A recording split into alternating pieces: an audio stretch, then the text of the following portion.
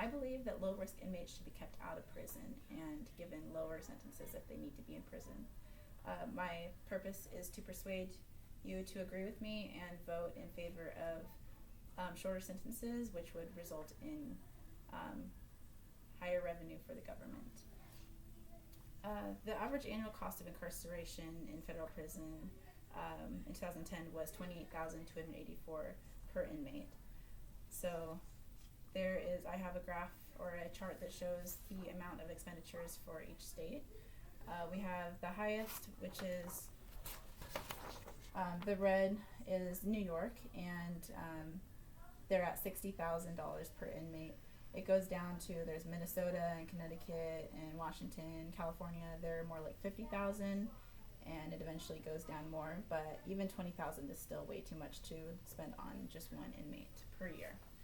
So I think that if we kept the harmless ones, especially the 55-year-olds and over, as well as the younger offenders that have never actually committed a harmful crime, they should be kept out or just punished for a little bit for a small sentence, but then kept away from prison in order to save money. I don't personally know anybody that's been in prison for too long, but I do know that there is an exorbitant amount of spending that obviously happens. So here we have a chart of the amount of people that are 55 years of age and older by profile. So the black here is the 41%, they're old offenders. The blue is those that grew old in prison. The orange is repeat offenders, and the young are short-term ones. This is the white right here. So this is just a pie chart of the diversity of just the older patients, or the older prisoners. So obviously with geriatric patients there comes a lot of more healthcare costs and spending. So if we're able to eliminate the low risk geriatric patients and patients/prisoners, this will cause a lot more savings for us. We can also rehabilitate and release the young and the old. So this would mean using some checkups on them and some therapy sessions that could help, to evaluate and see how well they've come. So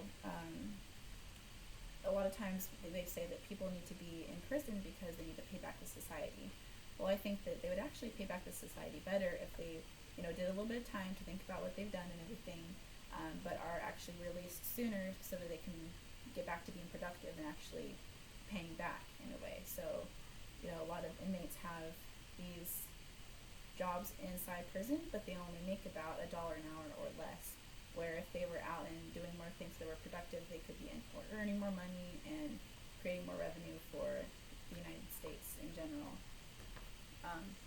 So the price tag for just locking up one child is $200,000 annually.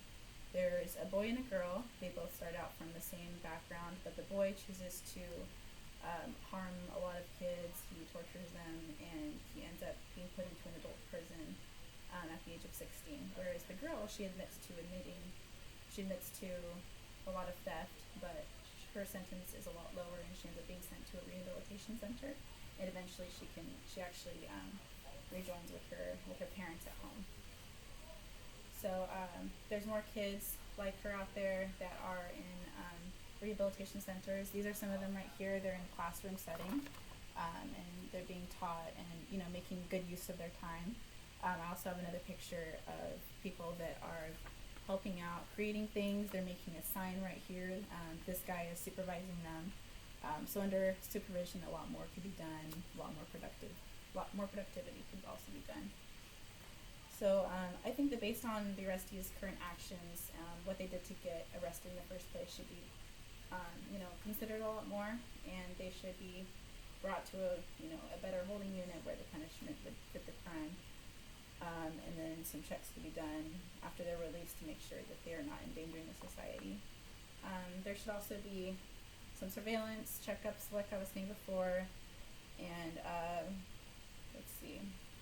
So we also have a lot of prisons are already instigating this rule, or trying to get prisoners out of prison. They're freeing up about 35,000 beds. So there's some beds, I have a picture of them here, where they are being more freed up and used for better circumstances. So this is the Rehabilitation Center, Genesis Youth Center in Utah. And they are used also for homeless and people that are re-entering prison because they don't have enough money, they don't have a job yet because they just got out of prison. So this is a more positive way that prisons could be used. So I'm visualizing that in the future we could be modernizing our prisons, taking out people that aren't necessarily needed to be in there with the long sentences that aren't needed. So the more high-risk inmates that are actually need to be kept away from people should be moved to a different detainment facility altogether, away from society. And the ones that are low risk can just serve their time and then get out of there. I encourage you guys to, if it comes to a vote, I encourage you to vote in favor of freeing the prisoners that shouldn't be serving so long. I also encourage you that if we don't need to vote on it, if it's just a bill that's passed, that we should be accepting of the prisoners that might start living near us and understand that they've served their time and they're done, so we shouldn't judge them or anything. And just keep in mind that, of course, this would help with a lot of revenue and a lot more benefits to our country. And this way they could be enjoying more happy and productive lives where everybody will hopefully coexist in a nice way. Thank you, everybody, for your time, and thanks again.